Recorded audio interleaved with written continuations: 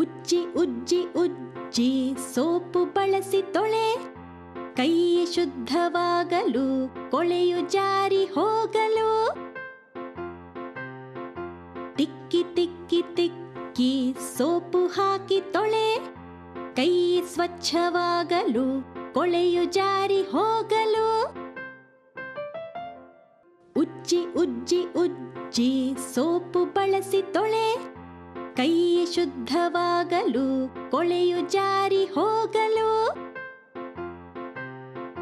ತಿಕ್ಕಿ ತಿಕ್ಕಿ ತಿಕ್ಕಿ ಸೋಪು ಹಾಕಿ ತೊಳೆ, ಕೈ ಸ್ವಚ್ಛವಾಗಲು ಕೊಳೆಯು ಜಾರಿ ಹೋಗಲು.